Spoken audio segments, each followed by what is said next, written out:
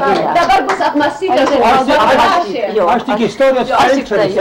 O kada jūs pasirašėte? Aš tą patį penktadienį grįžusi iš Dresdeno. Pasirašęs. Tai čia jau... Istorijos felčeris Ne tavo šaudėtė. Tai dabar... Tai palauk, sėsk ten stovėti, mama, sėsk. Aš atsisėsiu. O kas dabar kalba? Tai aš tik noriu su savim tą... Ne, aš tik noriu pakartoti tą kalbą, kuriuo... Aš tyliai su savim kalbėjau tą šeštadienį, tą penktadienį, paskutinį kartą išėjau iš darbo.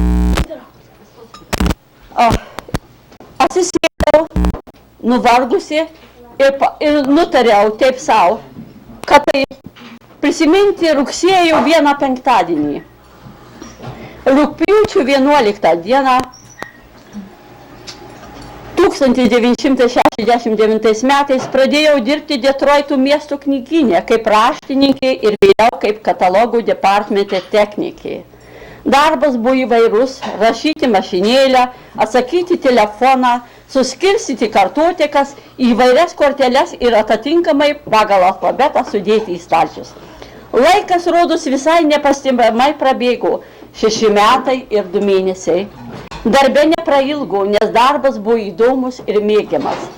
Aš neskaičiau paskutinių darbe dienų. Kiti už mane tai atliko. Darbo paskutinė diena pati atėjo. Iš rytų atėjo viena tarnautoja, su raudonu kostiumu ir prisigė prie mano rūbų ir sako, pasipuošusi buvo visą dieną.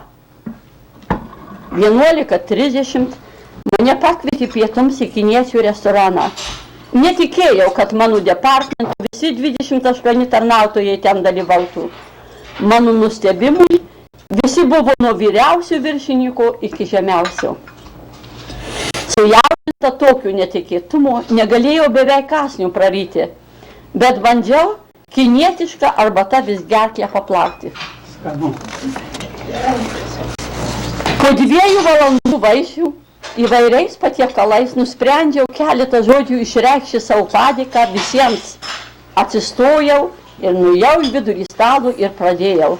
Laiminga buvau dirbdama, džiaugiuosi išeidama, tačiau žinau, kad palieku sunkiai dirbančius žmonės.